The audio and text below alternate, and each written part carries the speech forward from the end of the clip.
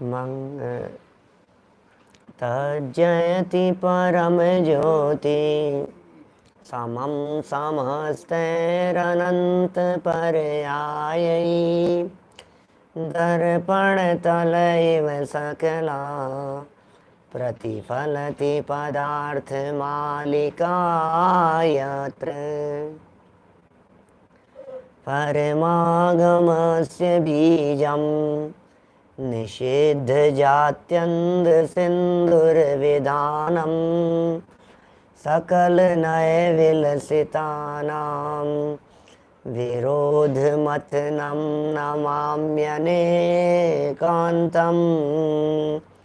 विरोधमथनं नमाम्यनेकान्तम्।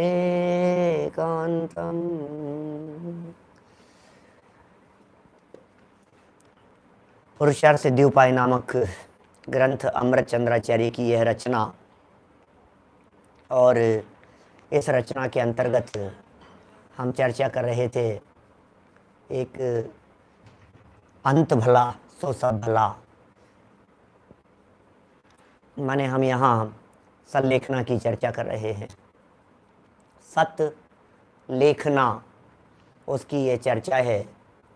पिछले 2 दिनों में इस सल्लेखना के संदर्भ में काफ़ी चर्चाएं हुई है।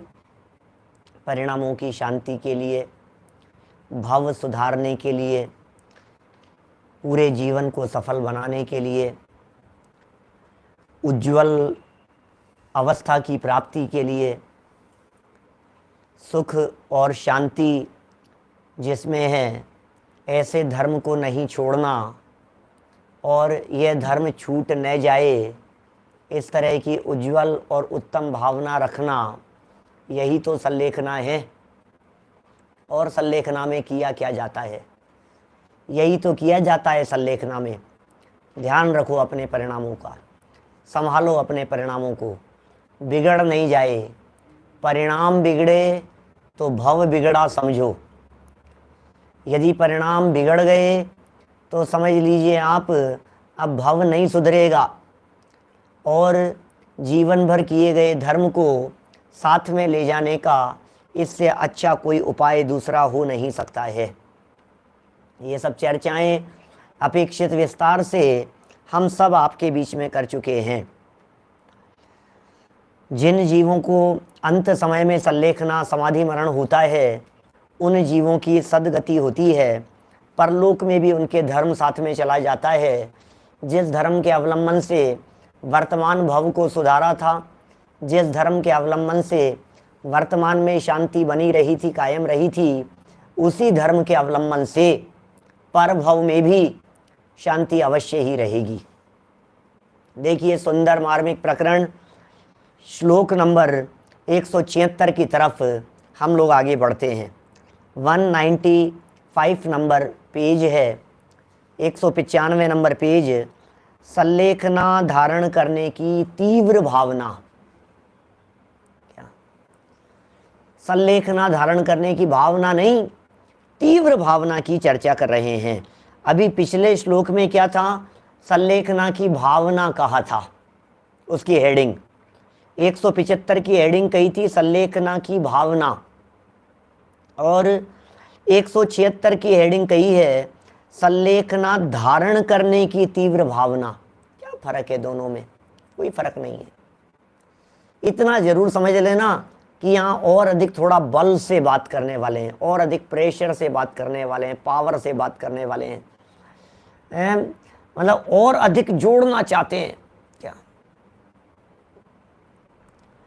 माने कुछ न कुछ ऐसी स्पेशल बात करना चाहते हैं हमारे से कि आप येन केन प्रकारेण सल्लेखना अंगीकार करने के लिए, सल्लेखना धारण करने के लिए कमर कस लो कि मैं तो सल्लेखना लूंगा ही लूंगा, दुनिया में सारी दुनिया इधर से उधर हो जाए चाहे।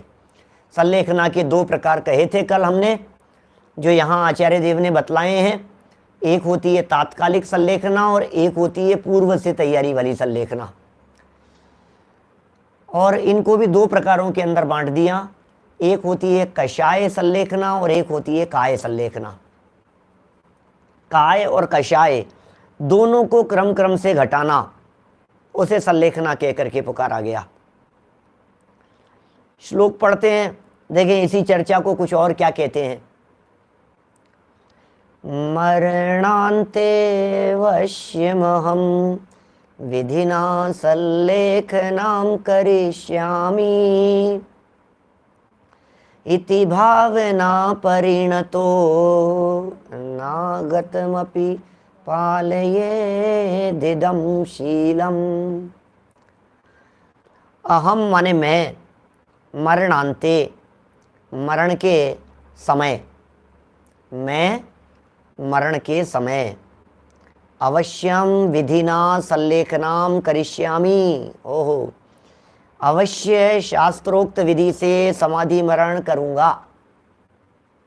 क्या कह रहे हैं, भावना भरा है ये जीव, मरण के समय मैं अवश्य ही शास्त्र में कही गई विधि से, खुद की मनगढ़ंत बातें नहीं, जिस विधि से शास्त्र में वर्णन किया है, जिस विधि से आचार्यों ने बतलाया है, उस विधि से अवश्य ही सल्लेखना अंगीकार करूँगा, धारण करूँगा। कितने सुंदर बात कह रहे हैं, भावना भारे मरण के समय। अब प्रॉब्लम यहाँ ये हो जाती है, अब ये वाक्य तो पढ़ लिया अपन ने और हमने भी भावना भाली और हम तैयार भी हो गए, ठीक है बिल्कुल मरण के समय जरूर करेंगे, साहब मरण के समय जरूर करेंगे। लेकिन अब समस्या यहाँ आ जाती है कि मरण कब हो रहा है, दिक्कत तो यहाँ है। आप मरण के समय कर लेंगे सो तो बात ठीक है, आपकी भावना भी बहुत अच्छी है, लेकिन हमें तो सिर्फ इतना जानना है कि मरण के समय करना चाहते हो, लेकिन मरण कब? मरण के समय माने 3 साल बाद के, मरण के समय मतलब 30 साल बाद, मरण के समय माने 15 दिन बाद के, मरण के समय माने 3 दिन बाद, मरण के समय मतलब कब? बोलो, क्योंकि ये तो पता ही नहीं है ना हमारे को कि मरण कब हो रहा है। जो जितनी प्रॉब्लम आ रही है वो प्रॉब्लम तो इसीलिए आ रही है। कल हमारे एक बड़े विद्वान थे, उनके सुपुत्र का स्वर्गवास हो गया। बोलो आप, बड़े बुजुर्ग विद्वान, उनके सुपुत्र का स्वर्गवास हो गया। अब क्या करो बोलो, आंखों देखे ये सब रोजाना होते रहते हैं, कब किसका मरण आ जाएगा, कब समय आ जाएगा हमारा, हमें पता नहीं है। एक्चुअल में मैं कभी कभी कहता हूँ, आपको यदि समाधि मरण करना है तो तैयारी आज से करनी पड़ेगी। आपको यदि समाधि मरण लेना है तो आपको अंत का इंतजार नहीं करना पड़ेगा। समाधि मरण के लिए आपको बुढ़ापे का इंतजार नहीं करना पड़ेगा। ये बातें इस श्लोक के अंदर बड़ी गजब की कही है। पहली लाइन में तो इन्होंने भावनात्मक बात कह दी कि आप भावना भाई है, भावना वाली साहब हमने पक्का, पंडित जी पक्का वादा है हमारा, जरूर अंत समय में हम समाधि मरण लेंगे। ये कह रहे हैं मैं मरण के समय अवश्य शास्त्रोक्त, शास्त्रोक्त 2 शब्द हैं इसमें, शास्त्र और उक्त, उक्त माने कहा गया, शास्त्रोक्त, शास्त्रोक्त माने शास्त्र में कहा गया। क्या शास्त्रोक्त माने क्या हुआ, शास्त्र में कहा गया, विधि से, उस प्रक्रिया से समाधि मरण सल्लेखनाम करिष्यामि, समाधि मरण करूंगा, इति भावना परिणत है, इस प्रकार भावना रूप परिणति करके, अनागतम अपि, मरण काल आने से पहले ही, इदम यह, शीलम सल्लेखना व्रत, पालयेत पालन अर्थात अंगीकार करना चाहिए। इस भावना पूर्वक हम कर लेंगे, सब जरूर करेंगे पंडित जी, हम जरूर करेंगे, इस सल्लेखना को हम जरूर धारण करेंगे, मरण आने के पहले पहले जरूर धारण कर लेंगे। लेकिन मरण ही तो नहीं पता लग रहा है भाई साहब।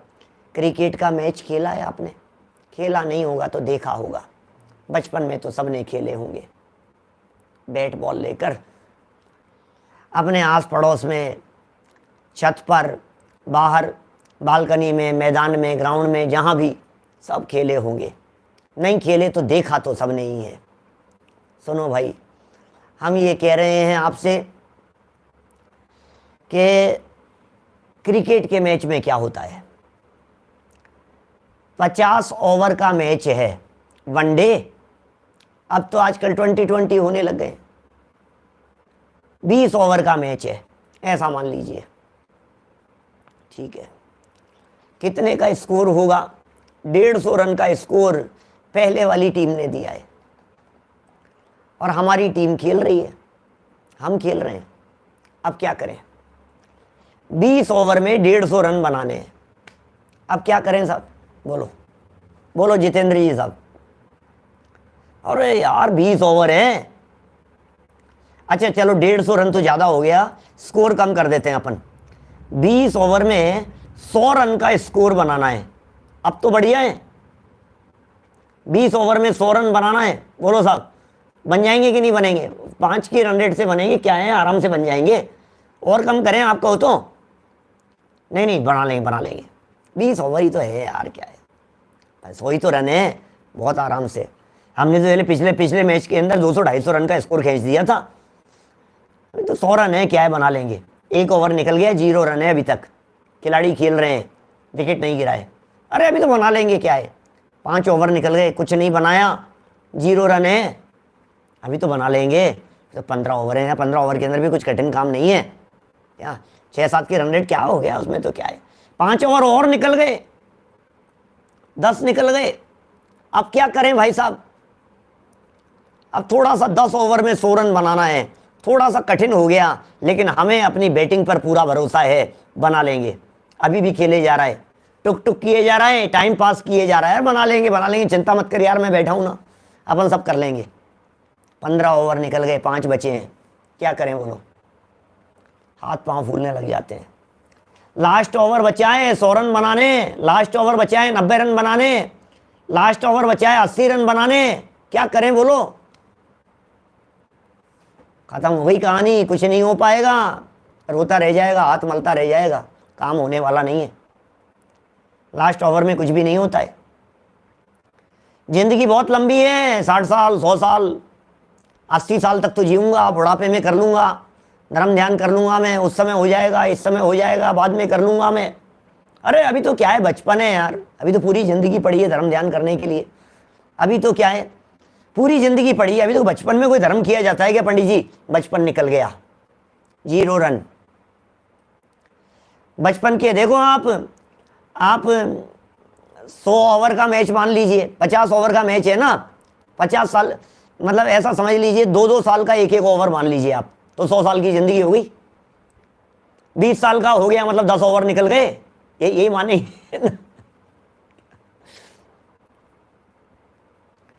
20 साल का हो गया माने 10 ओवर निकल गए। 30 साल का हो गया, धर्म के नाम पर 0, बोले 15 ओवर निकल गए। 40 साल का हो गया, कितने ओवर निकल गए? 20 निकल गए। स्कोर जो का त्यों, कुछ नहीं, धर्म कर्म कुछ नहीं किया। अब बोलो क्या करें। सुनो, अभी तो बहुत बॉल है, अभी तो बहुत ओवर बाकी है, आराम से हो जाएगा, सब सेटलमेंट कर लेंगे अपन सब, चिंता मत करो, सब हो जाएगा।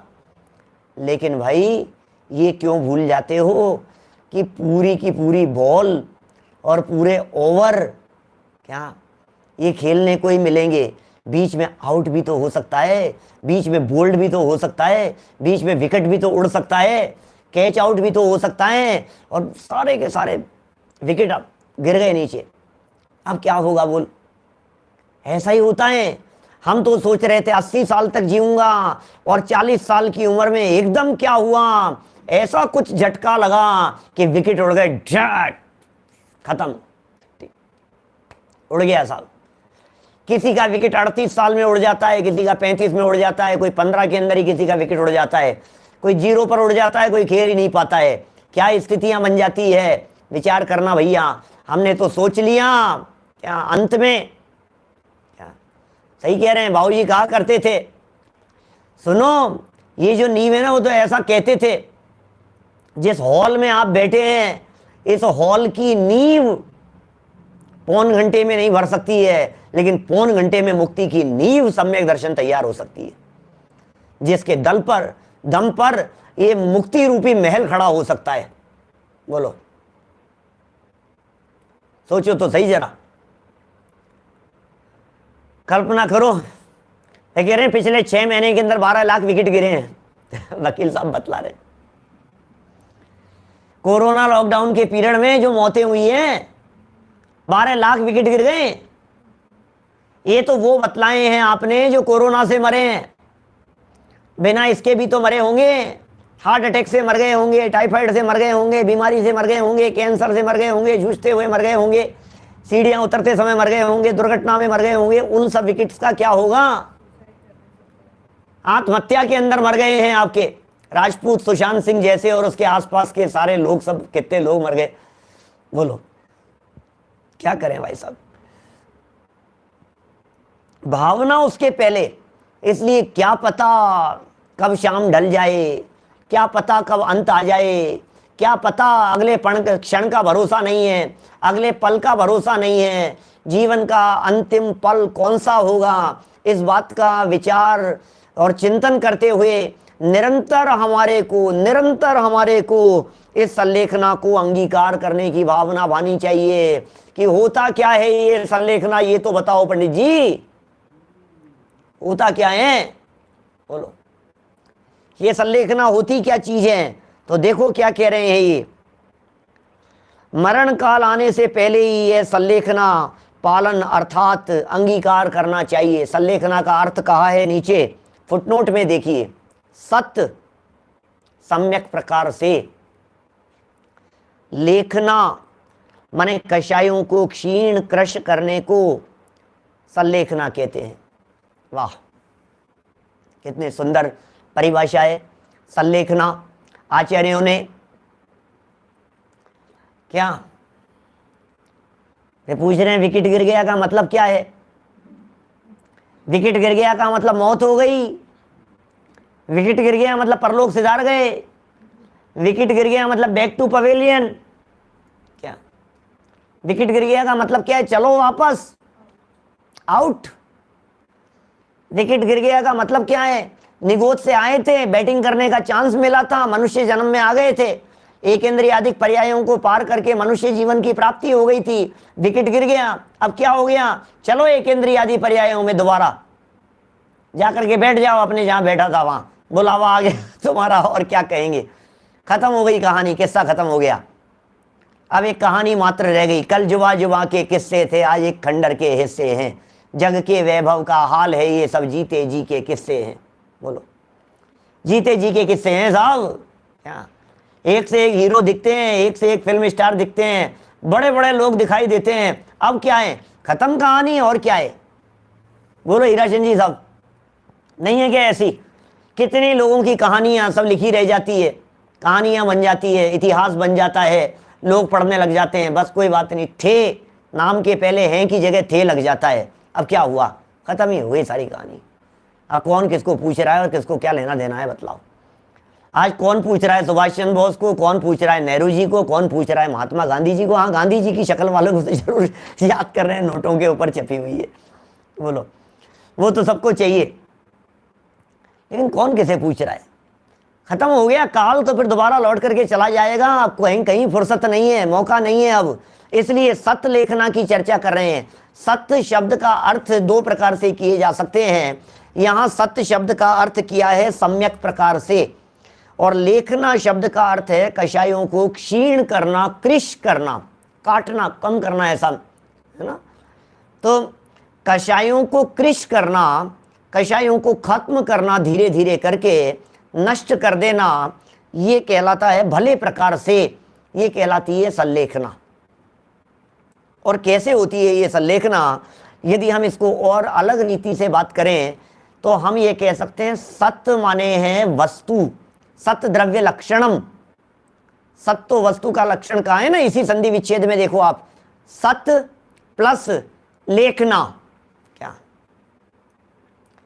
सत्य प्लस लेखना।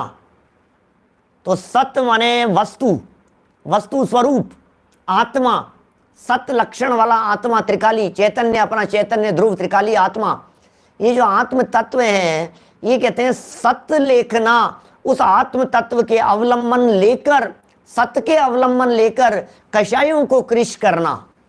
भोजन को कैसे जीत लिया गया बतलाइए? दो तरह से संलेखना कही थी ना, एक कषाय संलेखना कही, एक काय। तो काय को भी कृश करना और कषायों को भी कृश करना, ये संलेखना के दो प्रकार हैं। देखिए अभी आगे लिखा है इसी में फुटनोट में नीचे, देखिए क्या कहते हैं, उसके अभ्यंतर और बाह्य दो भेद हैं। किसके? संलेखना के। एक अभ्यंतर संलेखना और एक बाह्य संलेखना। काय के कृश करने को बाह्य, काय कृश हो गई, शरीर शिथिल हो गया, शिथिल किया जा रहा है। मौत समय नजदीक आ जाने पर, अंत समय नजदीक आ जाने पर धीरे धीरे भोजन आहार आदि जो था, भोजन पानी आदि, इनका डे बाय डे, जैसे 2 रोटी थी तो 1 रोटी पर आ गए, 1 रोटी थी तो आधी रोटी पर आ गए, इस तरह से धीरे धीरे स्टेप बाय स्टेप कम कर दिया। अन्न छोड़ दिया, फ्रूट्स पर आ गए हैं, फ्रूट्स में भी छोड़ दिया, लिक्विड पर आ गए हैं, लिक्विड के अंदर भी फिर दूध और फिर ये, और फिर धीरे धीरे मतलब करके पानी पर आ गए हैं। इस तरह से उनको कम करते चले जाना। लेखना शब्द का अर्थ है कृश करना, काटना, घटाना, है ना।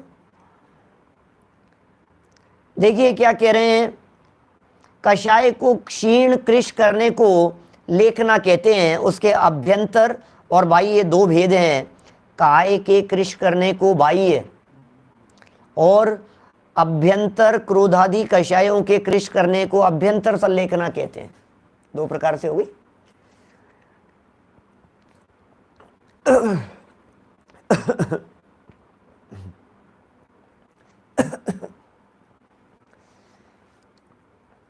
काय भी कृश की जाएगी और कषायें भी कृश की जाएगी, लेकिन कषायें और काय इन दोनों के कृश करने में हमारी दृष्टि किस पर है, लोगों की दृष्टि किस पर है। जगत के जीव संलेखना के नाम पर क्या करते हैं? क्या कषायों के कृश करने की तरफ भी ध्यान जाता है? मैंने देखा है, संलेखना होते हुए देखे हैं, संलेखना कराते करते हुए देखे हैं, प्रसंग बने हैं। क्या करते हैं? हम यदि करेंगे, कराएंगे तो हम परिणामों की स्थिरता के लिए संबोधन करेंगे, अदरवाइज हाथ पैर दबाते रहते हैं और नमोकार मंत्र का जाप करते रहते हैं, बस और कुछ नहीं। हाथ पांव दबाते रहेंगे, सर सहलाते रहेंगे और गोद में लिटा लेंगे, बैठाएंगे, जो भी जैसी स्थिति बन रही है उनकी, और अंत समय तक और बस नमोकार मंत्र का जाप चल रहा है और पाठ चल रहे हैं, स्तुतियां बोली जा रही है, बस बोल रहे हैं, बस सुनाते जाओ, मेरी भावना का पाठ कर लो, बारे भावना का पाठ कर लो, बस ये सुना दो, बस ये हो गया और क्या है। लेकिन भैया इनसे परिणाम स्थिर हुए कि नहीं? असली चीज तो परिणामों के संभालने की थी ना। उसके लिए तो कुछ उपदेश ही नहीं दिया किसी ने, उसके लिए तो कोई बात ही नहीं कही गई है उपयोग की स्थिरता के लिए। आचार्यों ने कितने कितने विस्तार से वर्णन किए हैं, आप देखिए उठा करके शास्त्र, आपने ये अष्टपाउड उठा करके देखिए, अलग अलग एंगल से चर्चा करते हैं। अरे अरे तू कौन से कष्ट का विचार कर रहा है भाई? काय का कष्ट है? ये शरीर का कष्ट है ही नहीं, क्योंकि आत्मा और शरीर इन दोनों में अत्यंत अभाव है। क्या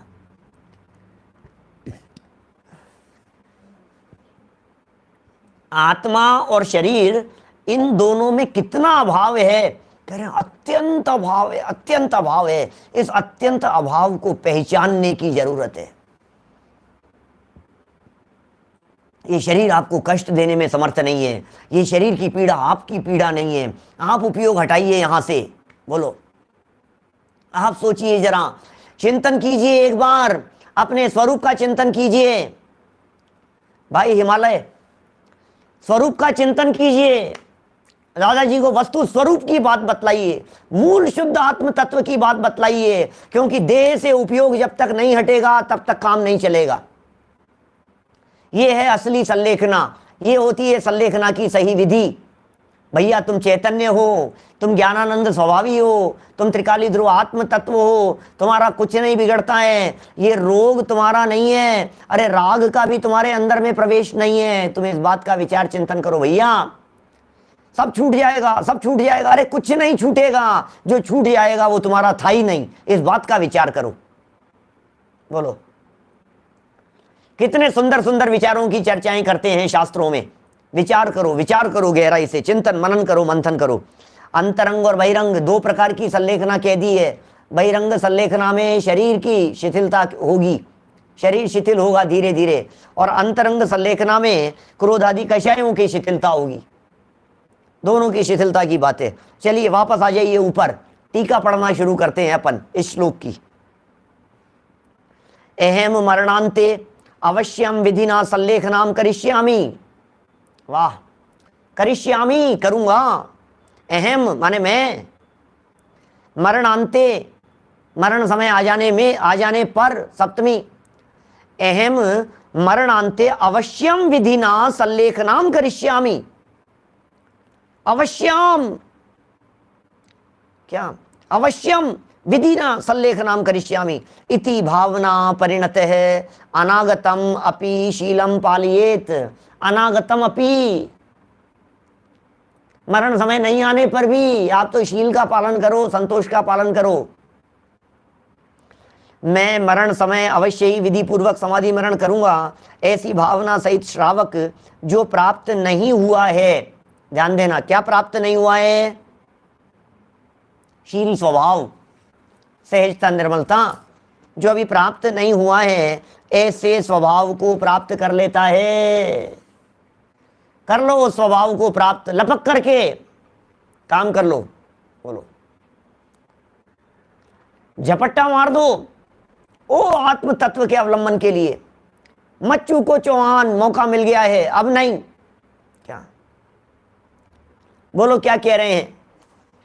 आगे पढ़ो, देखो, संलेखना कहो या संन्यास कहो, संलेखना या संन्यास। संन्यास माने क्या होता है? संन्यास ले लिया था, अब इन्होंने सब संन्यास माने निर्वृत्ति। संन्यास शब्द का अर्थ क्या होता है? संन्यास माने क्या? संन्यास माने निर्वृत्ति को कहते हैं संन्यास। धोनी ने अचानक संन्यास ले लिया था ना, अभी सुना था मैंने बीच में, है? धोनी ने संन्यास ले लिया,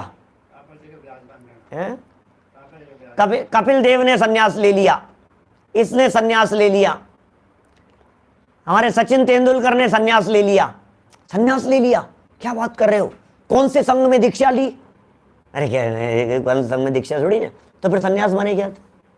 संन्यास माने क्या है? संन्यास माने जिस फील्ड में थे, जिस जगह पर थे, उस जगह पर तोड़ना, छोड़ना। क्या बोलो, उसको छोड़ दिया, निर्वृत्ति ले ली। निर्वृत्ति, संन्यास माने निर्वृत्ति। निर्वृत्ति के अर्थ में संन्यास शब्द का प्रयोग किया जाता है।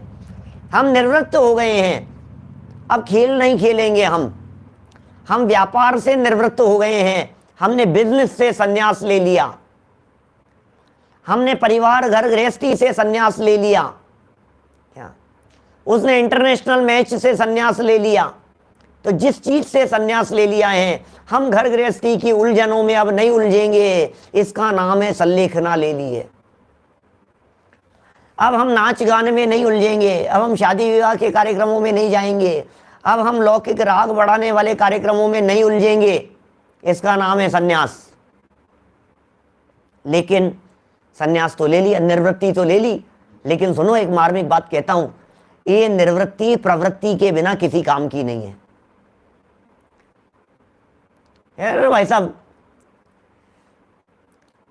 वैजी साहब, वीआरएस ले लिया, वीआरएस लेकर के क्या किया आपने कि नहीं, गवर्नमेंट सर्विस से वीआरएस ले लिया, अब अपना एक फैक्ट्री डाल ली। तो फिर वीआरएस किस काम का भाई साहब है? बोलो, ये जो आपने वीआरएस ले लिया है भरत भाई, ये वीआरएस किस काम का है? क्योंकि यदि वहां से वीआरएस लेकर के आपने दूसरी फैक्ट्री डाल ली, आपने दूसरा काम कर लिया, आपने दूसरा जॉब काम तलाश लिया, दूसरा कुछ और काम करने लग गए, तो वो वीआरएस तो किसी काम का नहीं है, उसे संन्यास थोड़ी ने कहेंगे। इसलिए मैं कह रहा हूं संन्यास माने निर्वृत्ति है, तो इस निर्वृत्ति के लिए प्रवृत्ति चाहिए। प्रवृत्ति कौन सी जगह पर है ये बतलाइए, प्रवृत्ति कहां है आपकी? आपकी यदि प्रवृत्ति स्वरूप में है तब तो आपकी निर्वृत्ति सार्थक है, और स्वरूप में यदि प्रवृत्ति नहीं है तो आपकी निर्वृत्ति जीरो है, किसी काम की नहीं है। बोलो, अच्छे अच्छे रिटायरमेंट वाले लोगों को देखा है ताश पत्ती खेलते हुए, टाइम पास करते हुए। बोलो, ये वीआरएस होता है, छुट्टी ले लेते, परमानेंट त्याग देते हैं। एक निश्चित एज के बाद में गवर्नमेंट सर्वेंट वीआरएस ले सकते हैं। इतनी सर्विस के बाद, एक लिमिटेड सर्विस कर ली, उसके बाद में उनको सारे वो सब मिलते रहेंगे, पेंशन वगैरह और जो भी जैसा हो। वीआरएस ले लिया उन्होंने, छुट्टी हो गई, नौकरी छोड़ दी उन्होंने, नौकरी से त्याग पत्र दे दिया और सुविधाएं सारी मिलती रहेगी। Voluntary retirement services. तो ये जो है वीआरएस ले भी लिया तो निवृत्ति तो हो गई, प्रवृत्ति अपने आत्म स्वरूप में हुई है। इसलिए संलेखना जो होती है ना, ये वास्तविक संलेखना होती है अपने आत्म स्वरूप के अवलंबन पूर्वक। सच्ची संलेखना होगी, पहले अपने आप को देखो और अंतर में देखा, अब जो निवृत्ति होगी वो निवृत्ति सच्ची होगी। ये कहता है मैं निवृत्ति लूंगा तो प्रवृत्ति होगी, बोले गलत फहमी में है, उल्टी बात है। निवृत्ति लूंगा तो प्रवृत्ति होगी, इसलिए मैंने निवृत्ति ले ली, अब प्रवृत्ति हो जाएगी ना, नहीं होगी। अरे भाई पहले आत्म स्वभाव का अवलंबन ले। सम्यक दृष्टि ज्ञानी जीव सम्यक दर्शन पहले लेते हैं, भले ही 6 खंड की विभूति का राजपाट करते रहे। बोलो, छोड़ा नहीं है उन्होंने भी राजपाट। सम्यक दृष्टि है, 4थे गुणस्थानवर्ती है, सब चल रही है, कोई बात नहीं। अब जब अंदर में तैयारी और अधिक बढ़ गई, अपने स्वभाव की भावना, उसके अवलंबन की भावना और अधिक बलवती हो गई, और अधिक पावरफुल हो गई, अपने स्वभाव को देखने की रुचि और अधिक बढ़ गई, समय कम पड़ने लगा। बोले छोड़ो यार, आग लगाओ इसको, ये सब नहीं चाहिए हमारे को, अंदर में स्वभाव मिल गया है हमारे को, इससे तृप्ति मिलेगी हमारे को। अब तो अंदर में समा जाने के लिए अब क्या करें, अब छोड़ छाड़ करके बस एक लगन, बस और कुछ नहीं, एक काम, सिंह एक ही काम बस, इसके अलावा दूसरा कोई काम नहीं। इसका नाम होती है सच्ची संलेखना, तब जाकर के सच्ची संलेखना होती है। बोलो, देखो संलेखना कहो या सन्यास कहो, उसका धारण तो मरणांत में होगा, अंत समय में होगा धारण करना तो। अर्थात अब सुनो, अभी जो अंत समय में होगा ना, लास्ट समय पर होगा। अभी ये कह रहे हैं हर समय तुम्हारा लास्ट आता जा रहा है, हर समय तुम्हारे लास्ट को नजदीक आता जा रहा है, हर समय मौत नजदीक आती जा रही है। डे बाई डे जैसे जैसे दिन घटता कटता चला जा रहा है, वैसे वैसे मृत्यु निकट आ रही है और निकट आ रही है। एक दिन और बीत गया, आज कितनी तारीख, एक दिन और आगे बढ़ गए, अच्छा अब क्या हुआ, एक दिन और आगे बढ़ गए, अच्छा अब क्या हुआ, 2019 निकल गया, 20 आ गया, 20 निकल गया, 21 आ गया, 21 निकल गया, 22 आ गया, 15 निकल गया था, 16 आ गया था, 16 निकल गया, 17 आ गया था। दिन प्रतिदिन सोमवार निकल गया, मंगलवार आ गया, मंगलवार निकल गया, बुधवार आ गया, बुधवार निकल गया, गुरुवार आ गया, शुक्र शनि रवि सोम मंगल बुध गुरु, सर्कल चलता चला जा रहा है। सूर्य उदित हो रहा है, अस्त हो रहा है, उदित हो रहा है, अस्त हो रहा है, और जिंदगी यूं ही तमाम हो रही है। बोलो, खत्म हो रही है जिंदगी। ये बता रहे हैं यहाँ, ये सिखा रहे हैं भैया सुनो। अर्थात समय समय इस जीव की आयु घटने की अपेक्षा प्रति समय मरण हो रहा है, हर समय मरण हो रहा है। यो भाव कर्म या भाव मरण सदियों से करता आया हूं। भाव कर्म भी करता आया है और भाव मरण भी करता आया है। मर रहा है, पल पल मर रहा है, हर पल मर रहा है, कषायों में मर रहा है, इसका तो अंदाजा ही नहीं है इसको। तो कषायों की मौत, हर क्षण जो मौत दिखाई दे रही है। पेज नंबर 39 मोक्ष मार्ग प्रकाशक खोल करके देखो आप जरा, जगह जगह पर तीसरे अध्याय में चर्चा की है, दूसरे में चर्चा की है, मोक्ष मार्ग प्रकाशक में कैसी कैसी पंक्तियां दी है। एक एक लाइन यदि पढ़ो तो ऐसा लगे कि ये क्या, कहाँ मर रहा है ये आदमी। क्रोध की पीड़ा सही नहीं जाती, आत्महत्या करके सुखी हो जाना चाहता है। अभिमान बर्दाश्त नहीं होता, मान कषाय को ठेस बर्दाश्त नहीं होती है, जहर खा करके मर जाता है। मायाचार प्रकट होने का ऐसा डर मचता है दिलो दिमाग में इसका, इस तरह की छा जाता है माथे पर, और ये आत्महत्या कर लेता है, फांसी पे लटक जाता है, ट्रेन के आगे जाकर के कूद जाता है। ऐसी खबरें आती है न्यूज़पेपर के अंदर, पढ़ते हैं अपन, कोरोना हो गया था और कोरोना से संक्रमित था और ट्रेन के सामने जाकर के मर गया, ऐसी ऐसी खबरें आती है। कोरोना से संक्रमित था और जहर खा करके मर गया, इसका मतलब वो कोरोना बर्दाश्त नहीं हो रहा था, ये पीड़ा लग रही थी, क्या होगा क्या होगा, मैं कैसे बर्दाश्त करूंगा। क्या है भाई साहब कषायों की, लोभ की पूर्ति नहीं होती है, पैसा चुकाने में समर्थ नहीं था, परिवार को और खुद को लेकर के आत्महत्या कर लेता है, मर जाता है। ये कह रहे हैं यहाँ हर समय मर रहा है, हर समय मर रहा है, बोलो निरंतर मर रहा है, 24 घंटे मर रहा है, कभी गर्मी से मर रहा है, कभी सर्दी से मर रहा है, कभी ठंड से मर रहा है, कभी परेशानी से मर रहा है, निरंतर मर रहा है, हर पल मर रहा है, हर पल मौत आ रही है, इसका नाम भाव मरण है भैया, भाव मरण कर रहा है हर समय, भाव मरण, छत से कूद करके मर जाता है। क्या करो, देखो क्या कह रहे हैं यहां, समय समय मरण हो रहा है और उसके अंत में संन्यास धारण किया जाएगा, परंतु पहले से ही ऐसी प्रतिज्ञा करना कि मैं मरण काल में संन्यास धारण करूंगा ही, ये प्रतिज्ञा जरूर होनी चाहिए।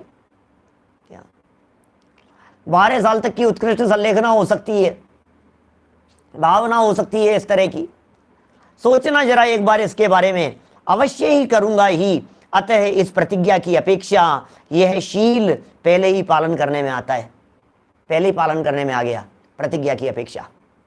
क्या बहुत अंदर से ये बात आ जानी चाहिए, गहराई से विचार चिंतन होना चाहिए। देखो भावार्थ पढ़ता हूं मैं यहां, क्या कहना चाह रहे हैं, श्रावक को इस बात का विचार सदैव करना चाहिए कि मैं अपने मरण समय अवश्य संलेखना धारण करूंगा, इसका विचार प्रत्येक श्रावक को होना चाहिए। क्या बोलो,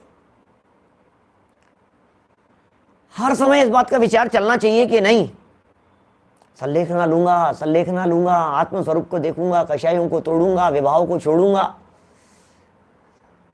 परद्रव्य से नाता तोड़ूंगा, उलझूंगा नहीं, बहुत उलझे, मरे अनंत बार बिन समझे। अब तो समझ में आ गई ये कहानी हमारे को, अब जब मुझे ये कहानी समझ में आ गई है कि किसी का भी जीवन कभी भी पूरा हो सकता है, अब जब ये बात मेरे समझ में आ गई है कि मेरा जीवन आज भी पूरा हो सकता है, अभी भी पूरा हो सकता है, तो शील की भावना, कषायों से निवृत्ति की भावना अभी क्यों नहीं रखूं। देखो एक बहुत मार्मिक बात कही है आगे चल करके, अगली लाइन के अंदर बड़ी गजब की बात कही है,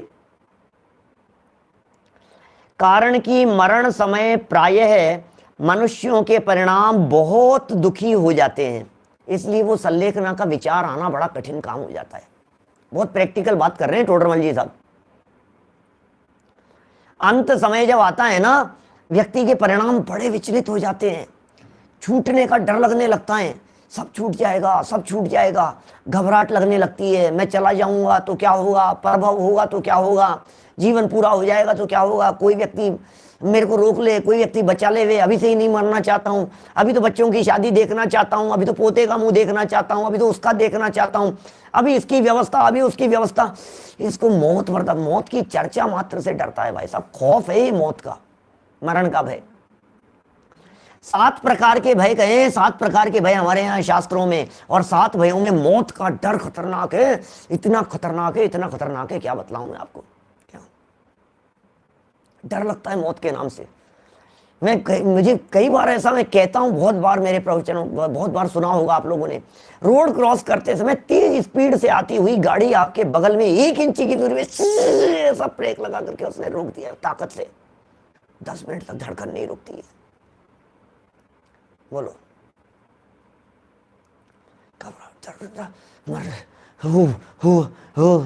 क्या हुआ, ये तो बताओ क्या हुआ, मर जाता तो भाई साहब, आज तो भाई साहब बच ही गए भाई साहब। क्या क्या है भाई साहब, सोचो तो सही जरा, धड़कन नहीं रुक रही है, चिल्लाता है उसके ऊपर, हावी हो जाता है, देख करके नहीं चलते। ऐसे कोई गाड़ी चलाता है क्या, इस तरह से कोई ब्रेक लगाता है क्या, कि नहीं लगाता तो उड़ जाते भाई साहब, क्या लगा लिया ना, देख करके चला, तभी तो लगाया मैंने ये ब्रेक, तभी तो बचा लिया है आपको। मौत क्या चीज है, घबराहट, कारण कि मरण समय प्राय मनुष्यों के परिणाम बहुत दुखी हो जाते हैं। और देखो अगला वाक्य कितना खतरनाक कह रहे हैं, तथा कुटुंबी जनों में धनादि से ममत्व भाव नहीं छूटता, वो नहीं छूटता है, सब छूट जाएगा। किसका नाम है मौत। मौत की परिभाषा देता हूं मैं, कई बार बोलता हूं ऐसा, मौत किसका नाम है, एक संयोग नहीं छूटा है, सारे संयोग छूट जाते हैं एक साथ, उसका नाम मौत है भाई साहब। कैसी घबराहट होती होगी, ये तो अभी हमारी जवानी चल रही है ना, पता नहीं लगता है। अभी जो साधर्मी लोग सुन रहे हैं ना, सबको लग रहा है हाँ ठीक है, हाँ ठीक है। जिसकी पे बीतती है ना सच में, वो जो क्षण निकलते हैं, वो जो समय निकलता है। सुरेश जी भाई साहब कोलकाता,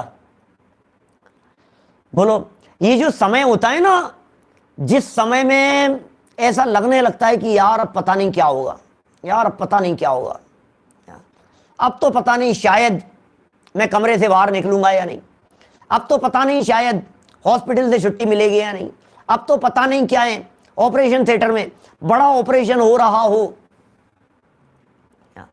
बहुत बड़ा ऑपरेशन होने वाला है, डॉक्टर ये कह रहे हैं कम से कम 4-6 घंटे लगेंगे।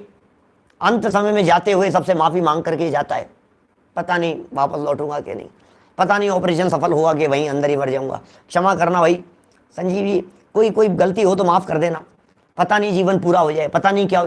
ये जो घबराहट है ना, ये अंदर में सबके छूट जाने की, सबके चले जाने की होती है, ये कह रहे हैं यहाँ।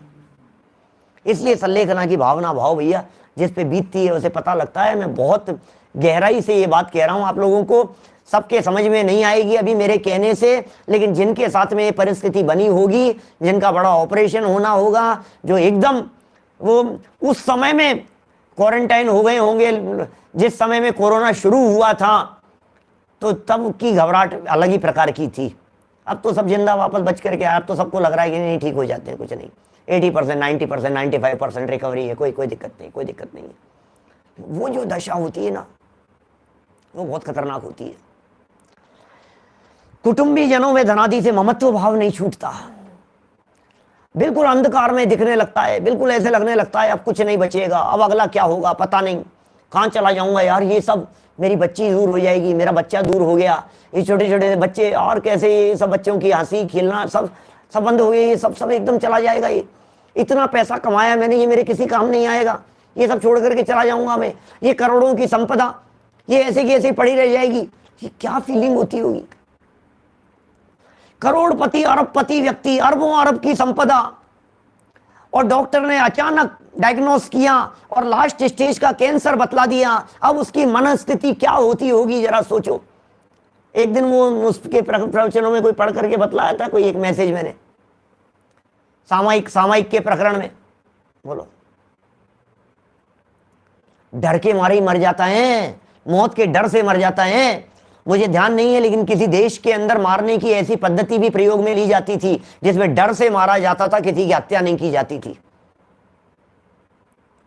लेटा दिया जाता था हॉस्पिटल में, सजा सुना दी जाती थी मजिस्ट्रेट के माध्यम से, आंखों पर पट्टी बांध दी जाती थी, लेटा हुआ है, और एक सुई चुभोई जाती थी और ड्रॉप चालू किया जाता था इधर से नल, और ऐसा बोला जाता था अब आपकी जो खून है ये निकल रहा है, 1 बूंद निकल गया, 2 बूंद निकल गया, टप टप टप, देखना थोड़ी देर में, आधे घंटे में मर जाए, थोड़ी देर के अंदर मरने वाला ये व्यक्ति मर जाता था भाई साहब। व्यक्ति हत्या हो जाती थी उसकी, साइकोलॉजिकल हत्या हो गई उसकी, सोच करके हो गई है, दिमाग से ही हो गई है उसकी हत्या, मैं मर जाऊंगा मर जाऊंगा मर जाऊंगा। सुई चुभो करके ऐसा कि इसको सांप से डसा दिया, सांप डस गया इसको। अब बोलो और पता है क्या, ये सच्ची घटना बतला रहे हैं, ये कह रहे हैं वो पोस्टमार्टम के अंदर भी जहर मिल जाता है। व्यक्ति लेटा हुआ था, सुई चुभोई है, आंख पर पट्टी बंधी हुई है, और ये कहा गया है कि तुझे सांप ने डस लिया, जहरीला सांप। और आधे पौन घंटे 1 घंटे में जब उसकी डेथ हो गई, पोस्टमार्टम हुआ बॉडी का, तो पता लगा कि इसकी जहर से मृत्यु हुई है, सांप का जहर चढ़ गया। ये क्या हुआ बोलो, कहां से आ गया। वो बन जाता है वो उसी तरह का, सोच वैसी हो जाती है, दिमाग उस तरह का हो जाता है, वही दिखने लगता है, मौत दिखने लगती है। ये मौत दिखा रहे हैं यहाँ पर, कुटुंबी जनों का ममत्व छूटता नहीं है, इसलिए कह रहे हैं अंत समय में नहीं छूटेगा, आज से छोड़ने का प्रयत्न करो। तो आज से छोड़ दें साहब ममत्व, घर गृहस्थी चौपट करें। आप चाहते क्या हो पंडित जी, हमारे घर में घुस करके बच्चों को बिगाड़ रहे हो, हस्बैंड वाइफ को बिगाड़ रहे हो, आप झगड़े कराओगे, आप कर क्या रहे हो आप। हमने आपको अपने घर में एंट्री दे दी, हमारी टीवी में आकर के, हमारे मोबाइल में आकर के आप इस तरह की बातें कहोगे। नहीं भाई, मैं ये नहीं कह रहा हूं, मैं ये कहना चाह रहा हूं कि आप भावना भाव संलेखना की, यदि ये भावना दृढ़ नहीं होगी, यदि ये भावना मजबूत नहीं होगी, तो अंत समय में बहुत ज्यादा तकलीफ देगी, इसलिए कह रहे हैं हम। ममत्व आज छूट जाएगा ये नहीं कह रहे हैं, लेकिन ममत्व भी छोड़ूंगा, कषाय भी छोड़ूंगा और काय भी कृष करूंगा। सल्लेखना सल्लेखना सल्लेखना सल्लेखना सल्लेखना सल्लेखना की भावना है। जब ये भावना बहुत मजबूत, आज जब समय है, आज जब शक्ति है, आज जब पावरफुल है, आज जब हट्टा कट्टा दिखाई दे रहा है, आज जब पांचों इंद्रियां स्वस्थ दिखाई दे रही है, ये समय है सल्लेखना की, दृढ़ भावना को निरंतर भाने की। तो क्या होगा, अब मौत का समय आ गया तो अरे मैं तो ये भावना भाता था सल्लेखना रखूंगा, फिर किस बात का डर है। आ गया है समय, जो भावना में जीवन भर भाता रहा, अब ये उसका समय आ गया है, फिर डरने का क्या काम है बताइए मुझे।